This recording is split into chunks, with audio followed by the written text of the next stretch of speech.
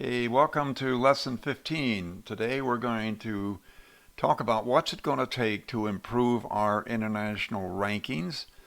Our PISA scores is what we're really talking about. PISA is a big program. You'll hear more about it as we continue with this lesson.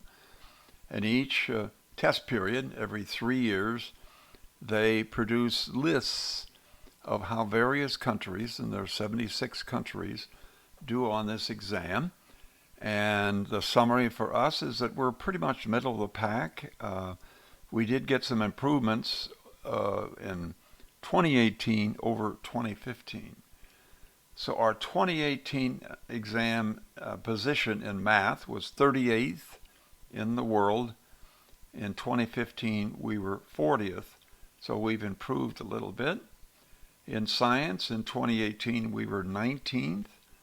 Prior exam, we were 25th. So that's, again, a bigger improvement. And here's a 10-point improvement. Reading, 2018, we were 14th. And the time before, we were 24th. Of course, in rankings like this, you want to be low. You'd love to be number one. So now we're going to have a 12-minute video to show you a lot about the PISA program. You need to have confidence in that if you're going to be really interested in international comparisons.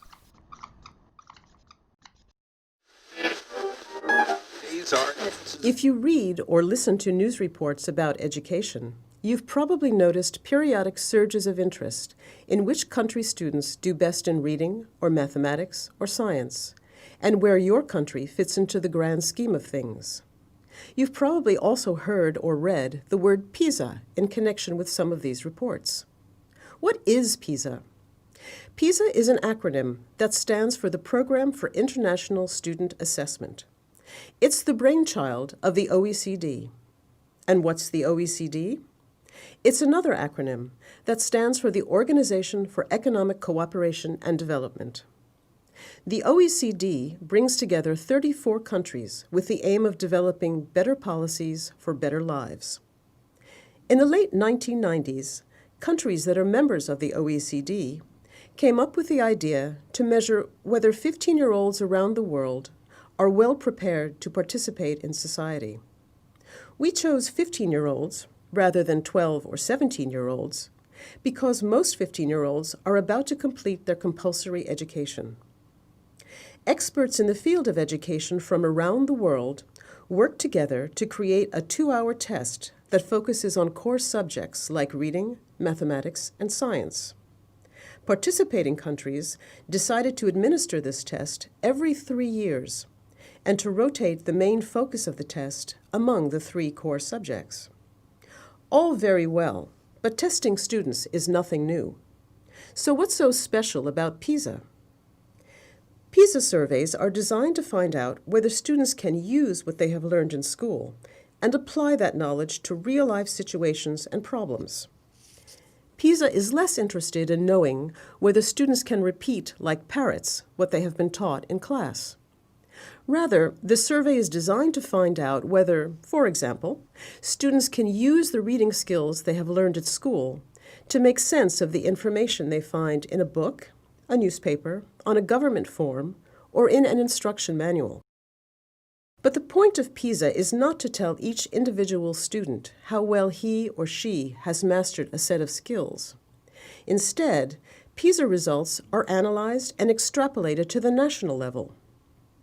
Picture one student sitting at a desk in a classroom somewhere, taking the PISA test. Now zoom out as though you're on the space shuttle, and you can see the entire country in which that student is sitting.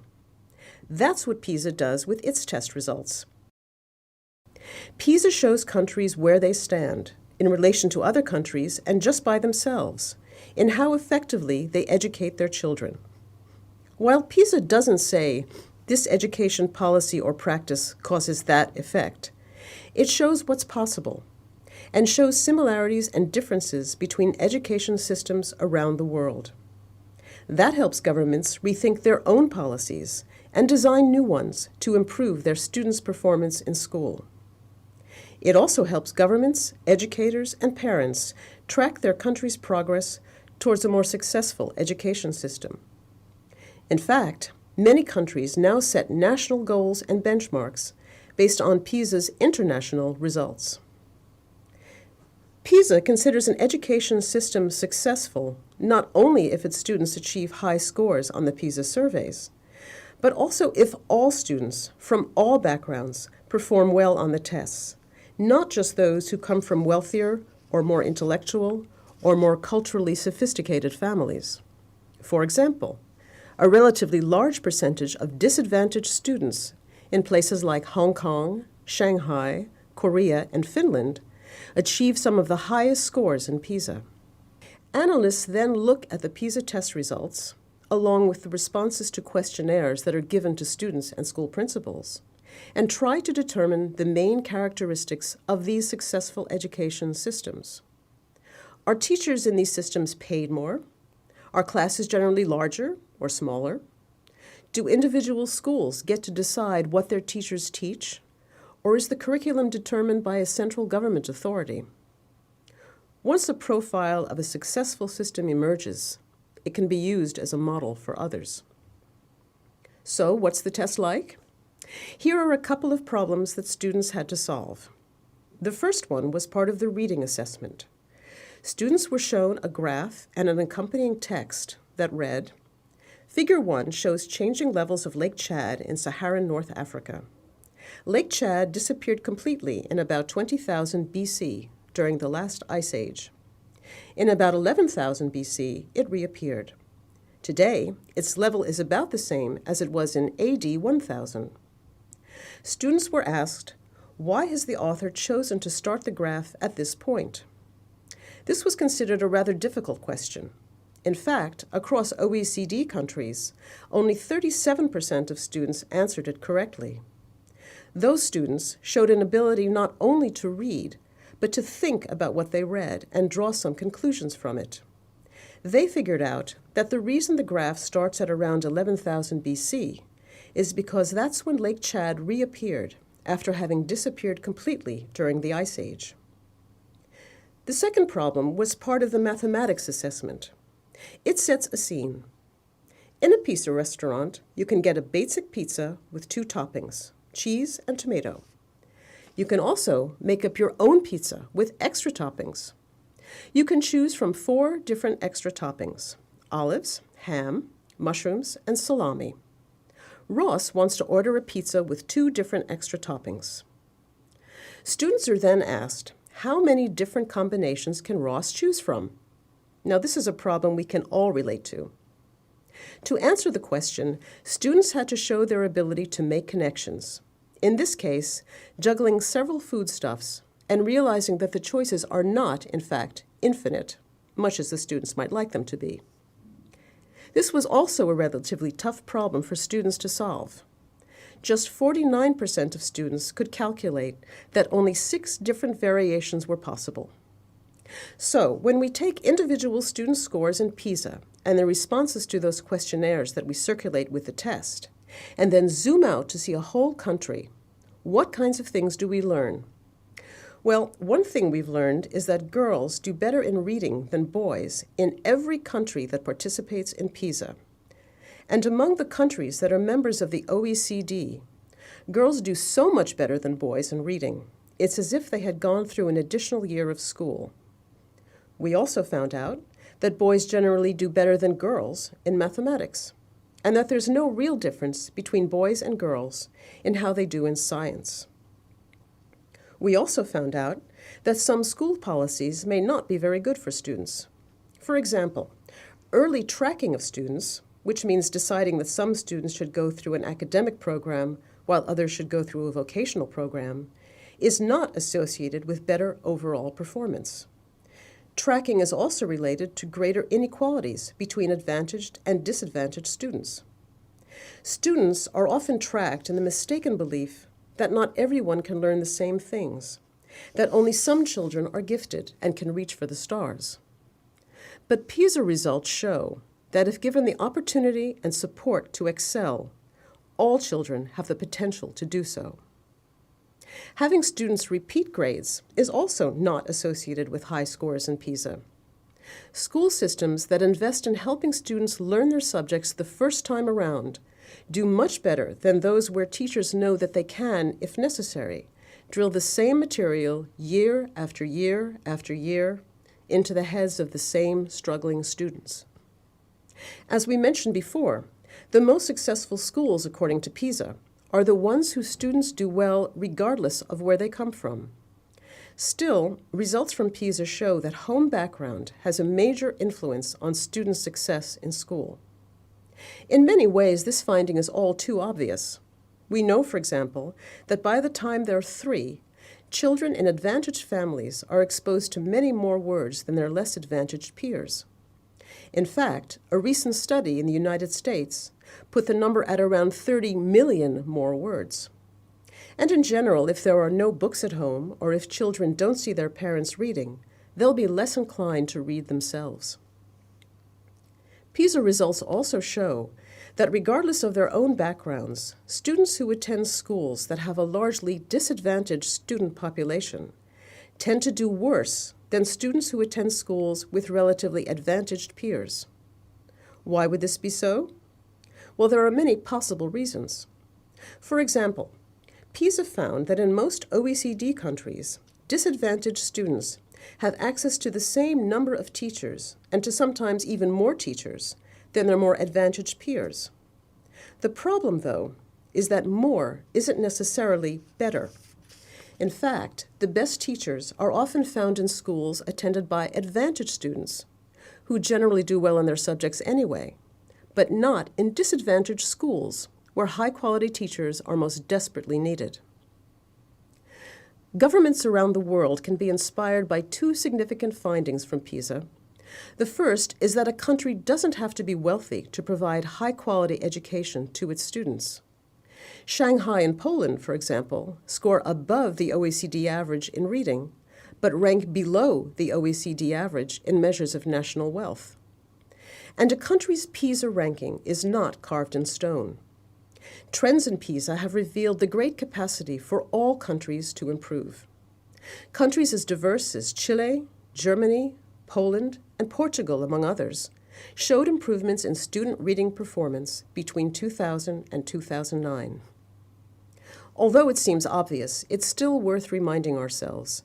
Successful education systems make education a priority.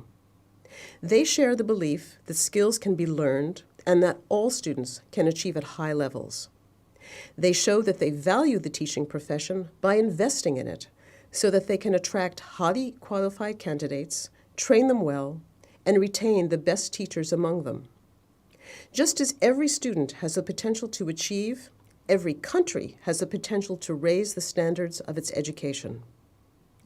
So PISA is about a lot more than test scores. Sure, countries that participate in the PISA survey are keen to know where their students rank compared to students in other countries. But PISA's ultimate aim is not to create a competition for its own sake. Its aim is to encourage all participating countries to use the survey findings to improve their own teaching and student performance, to give every student the best opportunities to achieve the best possible results.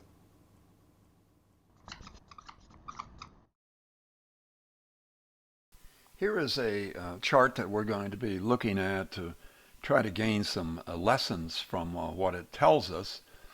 The chart itself is about collaborative problem solving and by socioeconomic quartile. So on the y-axis and the x-axis, we've got on the y-axis the scores of the children that took this exam in Hong Kong and in the United States. The average score for the most disadvantaged students are the ends of those lines. And if we go to the other end, we see the most advantaged students. And you can see that for the most of our journey up that curve, we are beaten by Hong Kong, and only at the upper end are our students superior to theirs. So at least we can whip them in one area.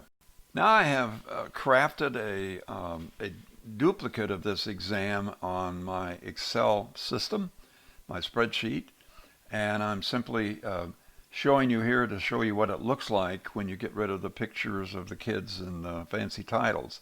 So I've replicated this chart. Now I've added some data, and here's what's been added. The blue vertical arrows show the amount of improvement needed to catch up with Hong Kong. For example, for the most disadvantaged students, we need an 8% improvement in their scores. And for the next group over, we need a 7.4%, a little bit, only 10 points for the third level. And for the fourth level, we're actually superior to Hong Kong, so no need to worry about improving that. The country average scores are shown on the right. The average scores for Hong Kong, the average score for Hong Kong, in other words, this would be the score that would be used in the country rankings, is 542, and the U.S. is 521. So the only way the U.S. can get the numbers improved are to close these gaps illustrated by the blue bars. And if we did do that, we'd be as good as Hong Kong. For the most disadvantaged, we would see we would have to improve our scores by 8.25%. I left some of that off of the chart. So then we'd be as good as Hong Kong. From the original graph, the 39-point difference at the right end is equivalent to 1 full year of schooling. So in other words, the performance by the Hong Kong students is a full year ahead of the performance of the U.S. students. What does the shape of this graph tell us? It tells us that the U.S. does not do a good job of educating their disadvantaged students. You can see this in the graphs of other top-tier countries versus the U.S. So around the world, everybody has poor students. You know, some of them are considerably less well off than ours. They all tend to do better in this area than we do. So again, as we said, if you could just worry about the leftmost group, only a little over an 8% improvement would pull them up to world-class level. This doesn't sound a lot like very much, but can we do it? This is the topic to be covered in the next lesson. This concludes lesson 15.